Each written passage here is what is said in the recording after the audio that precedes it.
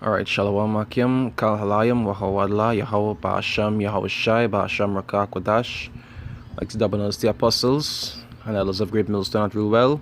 Peace and salutation to the Akim around the world that push this truth to the four corners of the earth.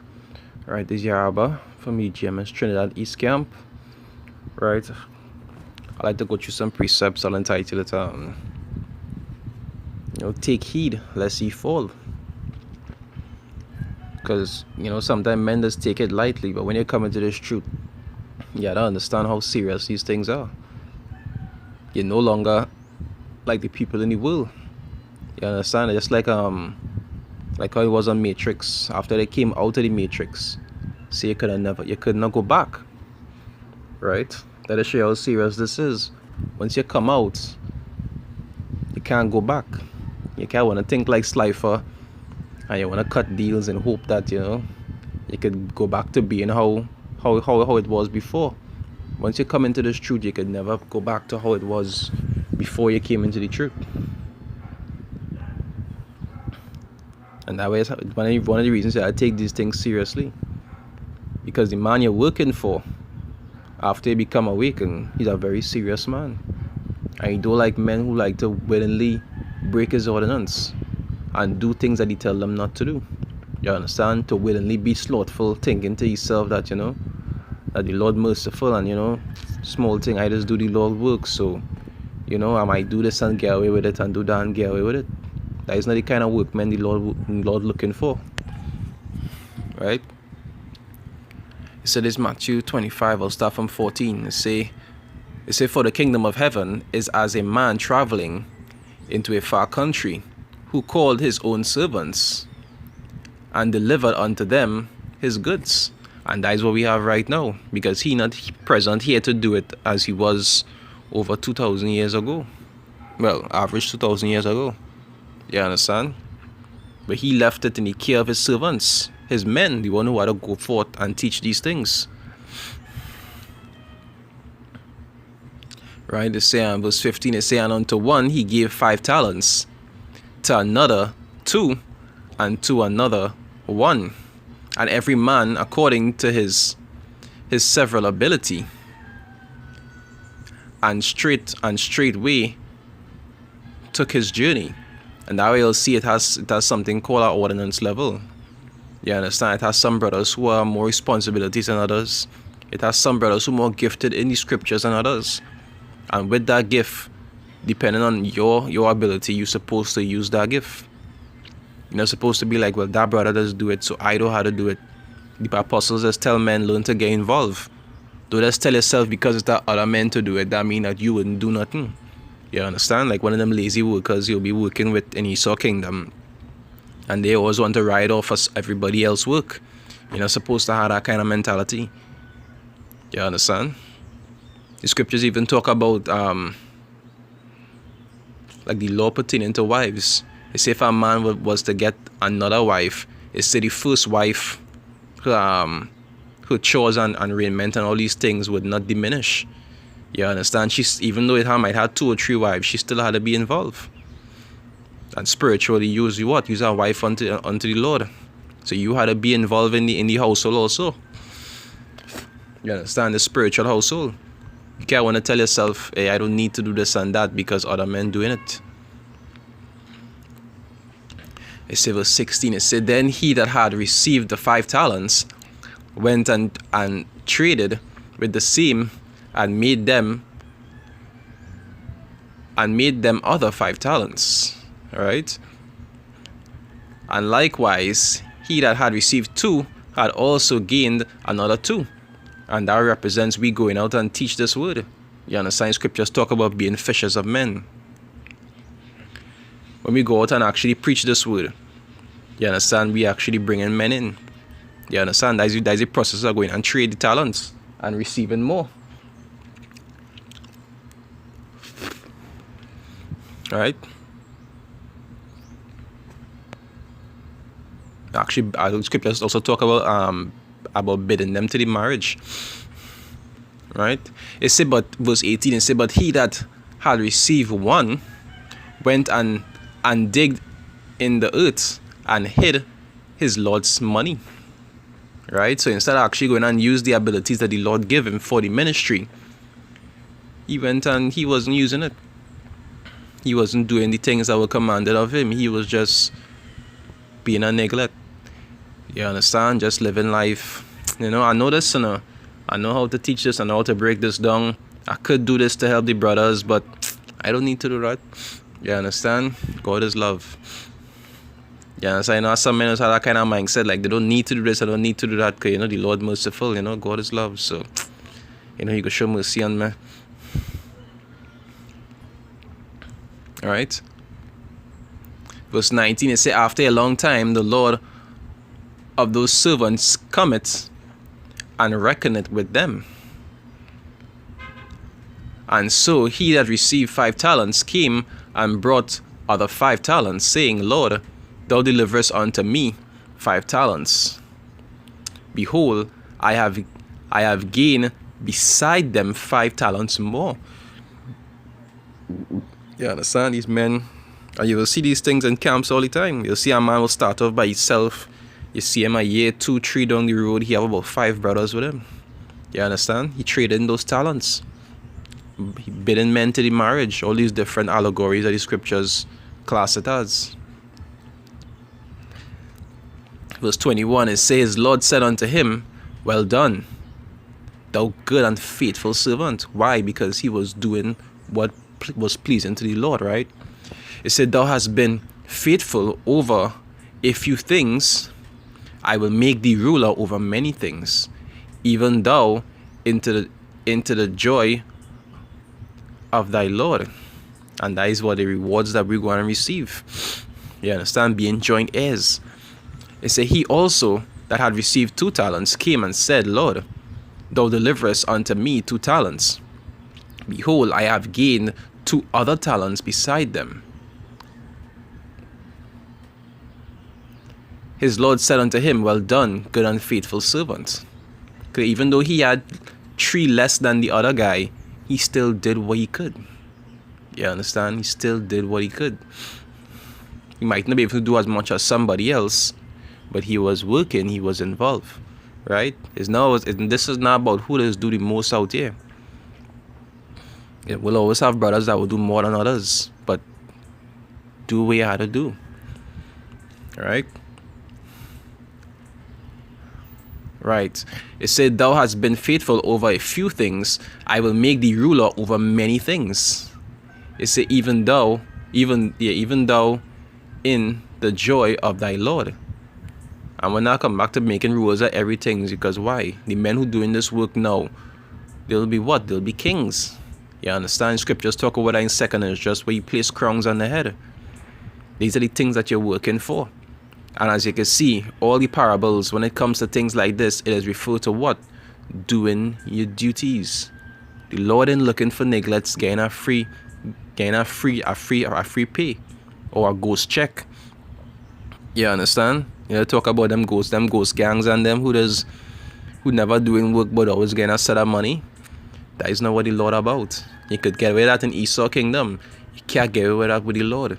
Even though it's not about your works, and it's not by works you'll be saved. Your works is justify your faith. Everything goes hand in hand. You have to do what is obligated of you. Especially if you're on a level where you have plenty that is required of you. You understand? It says verse 24, it say, then he which had received the 1 talent came and said, Lord, I knew thee that thou art a hard man, reaping where thou hast not sown, and gathering where thou hast not strawed. And I was afraid, and went and hid thy talent in the earth. It said, lo, there thou hast that hit. It said, lo, there thou hast that is thine. So you know your master's a serious man, and still that is what you're going and do. You're not going and do what he obligated to do, and you're waiting for him to return. And that is the kind of things that brothers had to think about in this truth. You understand? If you know your Lord is a serious man, Don't fuck around. It's true, men go have a hiccup sometimes.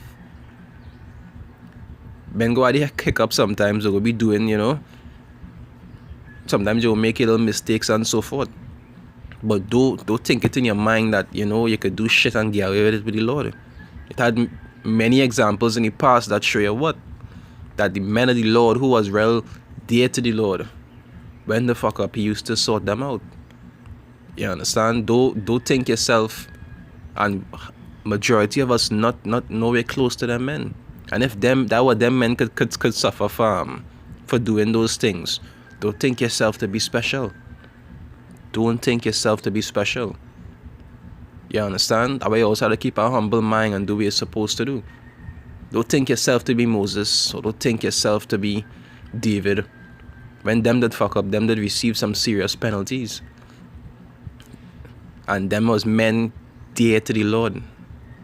You understand? The Lord referred to David as a man after his own heart, which is not something many men was called. Moses, the Lord said, well, you see, I just talk to him face to face. And we not close to them men. So you just have to be mindful. If certain things just happen to men on that stature, when the fuck up, and you know you're close to them men, what you think it happened to you? If you're fucking up, and you know you're fucking up. You just have to be mindful of these things. Right? It says verse 26, it says, Lord answered and said unto him, thou wicked and slothful servant. Right? He say wicked and slothful. Right? He say, I'll read it over. It says, Lord answered and said unto him, thou wicked and slothful servant. Why? Because he was slothful. He wasn't doing what he was supposed to do. And it was commanded of him. And what is wickedness? Going against what the Lord tell you to do. So he was wicked and slothful.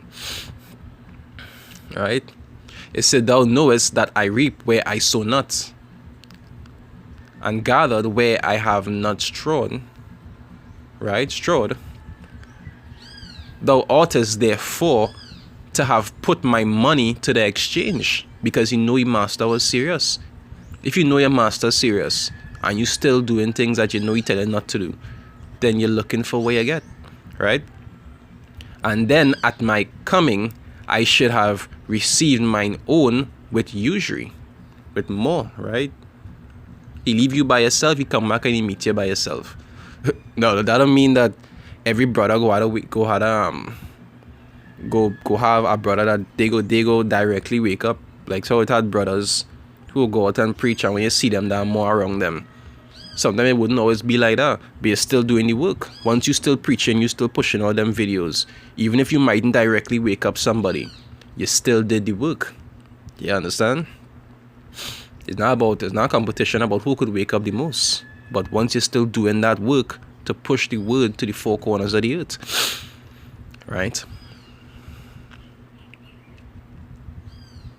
It say verse 28, it say, take therefore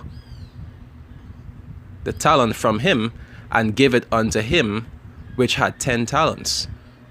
And now you'll see the scriptures also talk about it say, and he that had not, it says, shall be taken away from him even that which he had. You understand? If the Lord giving you gifts to actually do his work, like any boss, if they give you a particular thing to do his work and you're not doing it, what you could do, you take it from you and employ somebody else. And that is not something you will look forward to in this truth. You can't take the Lord to no union rep. Yeah, you can't take the Lord, you can't take no union rep to the Lord and try to negotiate with him and say he treat you unjustly. You don't have none of that with the Lord. And the Lord cast you away. Don't look for your job back. You understand? Don't hold your breath. So you gotta understand how serious these things are. It says verse 30, say, and cast ye the unprofitable servants into outer darkness. There shall be weeping and gnashing of teeth. Right? And like I say, these things are serious. People have to remember that the Lord is very merciful, but at the same time, the Lord is the scriptures refer to him as a hard or austere man. Don't ever forget these things. There's a balance, right? Say Hebrews 10, verse 31, it say it is a fearful thing to fall into the hands of the living power. And I tell a brother some time ago, it have a reason why it have blessings and cursings. Because it have rewards if you do what you're supposed to do, and it have penalties if you don't do it. You understand? You can't think to yourself that you ain't gonna do it, or you'll try to play smart for the Lord and feel it would not penalties. You're fooling yourself. You understand? You're deceiving yourself.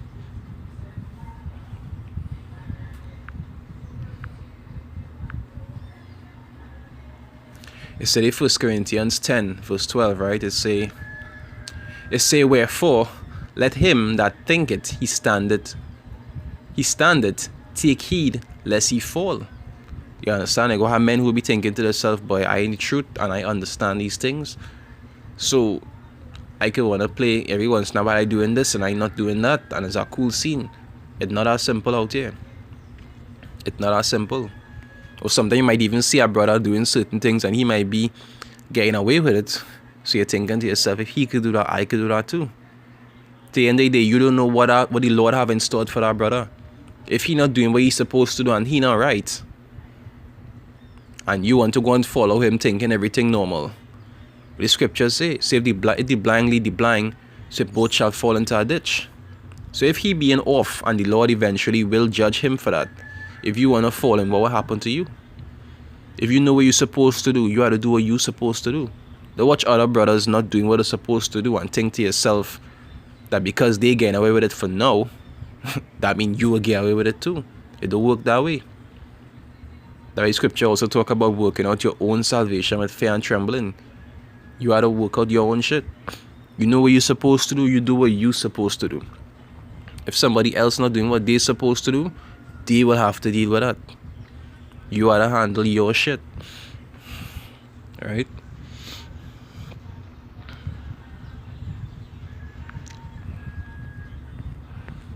I'll read, I think, one more scripture most likely. Yeah, not so high up.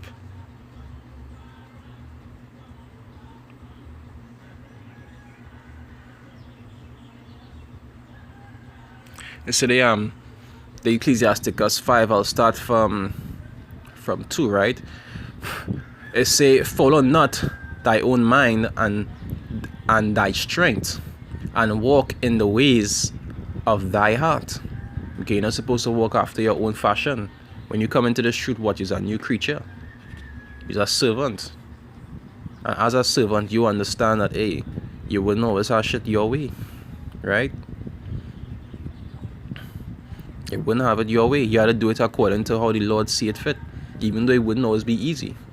You understand? It doesn't be easy. But you had to do it according to the Lord's way. You can't always want to study what you like and don't like and what you prefer and don't prefer. The Lord have a standard to work with. There's certain things obligated of you. There's certain things that you had to do in this truth. Certain things you had to give up. That is just how it is. That is a part of the walk, a part of the journey. Right? Say verse 3, and say not, who shall control me for my works? For the Lord will surely revenge thy pride. And that is something you have to be real mindful of. Sometimes spirits causing you to be prideful. You just have to humble yourself and do what you're supposed to do. Don't think to yourself that, I don't need to do this, I don't need to do that. You can't tell your boss you don't need to do what he tell you to do. You understand? If the Lord requires something of you, you have to be extremely mindful. Now, the scriptures talk about what being overly righteous. You understand? It's true you have to use discernment with all things. You're not a superhero, right? But at the same time, you have to use balance in this. There's certain things you know you have to do. Don't be making excuses for yourself. Don't be being slothful towards doing what you know you're supposed to be doing. It have penalties for these things. Even though it mightn't come swiftly, it will come, right?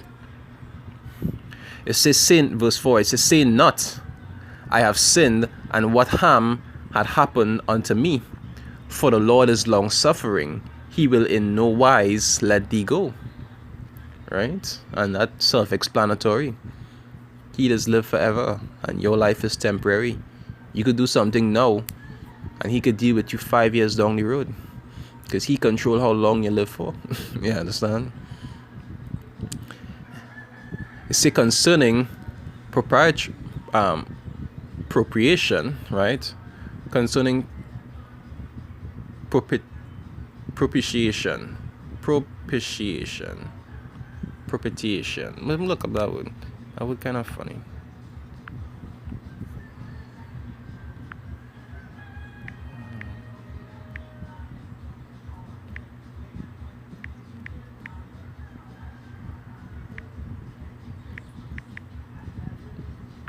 Propitiation, I believe is how it's pronounced.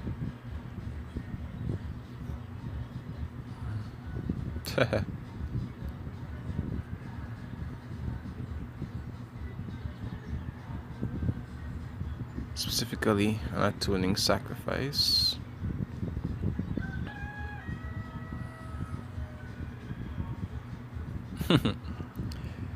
It said to gain or regain the favor of goodwill. And really and truly, one of the things that we're working towards also.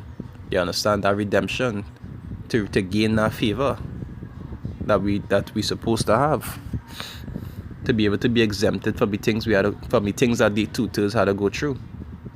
It says to make someone pleased or less angry by giving or saying something desired. And that's what we just do when we doing this work.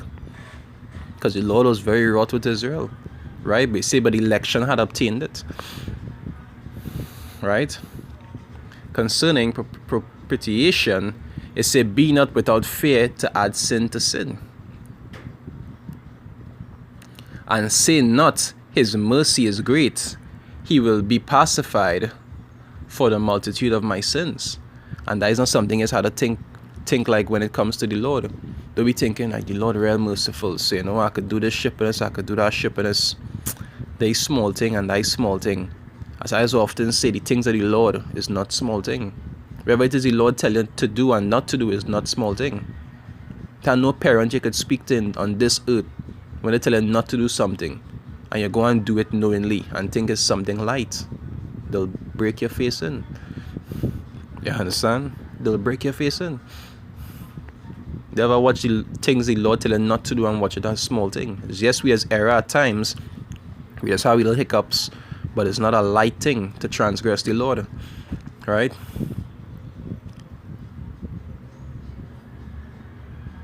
It say the multitude of my sins.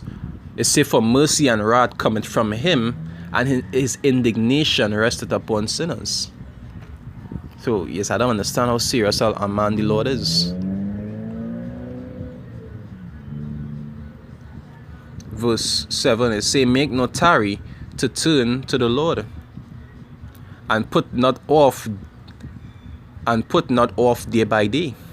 You understand? Don't put off the Lord day by day. You know you're supposed to do something, right? I'll do it tomorrow. Tomorrow reach, I'll do it the next day. You're doing every single thing that you're supposed to do in the world. You're going to work, you're paying your bills, you're doing everything you're supposed to do, and everything entertaining to you. But you always have an excuse as to why you know you have no time to do what the Lord tell you to do. It say, for suddenly shall the wrath of the Lord come forth, and in thy security, because you will be in your mind, you'll be thinking, well, you know, the Lord will show mercy on me, you know, because you know you're supposed to be doing something and you're not doing it, but you're trying to convince yourself that everything will be all right. You understand? You have that security in your mind that everything cool, everything normal.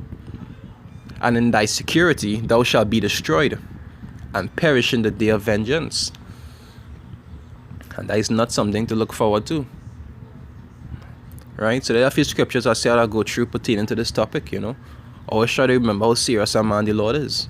It's true, not everybody will have 5 talents. Some will have a lot, some will have a little.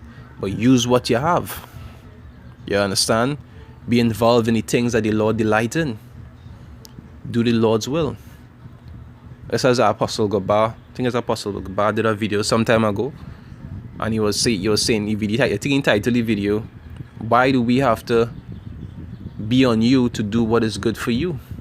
You understand? If you know the things that please unto the Lord, and you know what is required of you as a man of the Lord, you know the things you're supposed to be doing. Somebody shouldn't have to be coming and telling you every minute days where you had to do. You're supposed to know if you're ready, if the Lord's ready working with you, you're supposed to know that this is what is required of you. This is what you had to do. Somebody shouldn't have to be coming and telling you that every minute. And every brother had a different strengths. They mightn't be good at extremely versed at certain things, so they might go to other brothers and so forth, to get a little strengthening or to get a little help in certain areas. But you had to show that involvement. You had to show that interest in actually doing what the Lord say. Don't just tell yourself, right, I can't do that, so somebody else go do it. No. Have no man will want a wife like that. You understand? You always want a wife that is try, that is work hard, even though she mightn't be good at it. You just see the effort. Every man will want a wife like that. You don't want who just saying, no, I can't do that, so I'm not even going to try. I just go and sit down and do nothing. No, that is not what the Lord looking for. Anyway, and with that, I like to say Kal Halayim, Yahweh Ba'Hashem, Yahweh Shai, Ba'Hashem Rakak Kodash. Double honors to the apostles and elders of Great Millstone that rule well. Peace and salutation to the Akim around the world that push this truth to the four corners of the earth, right? This is Yaraba from the GMS Trinidad East Camp, saying Shalom, Akim, stay strong.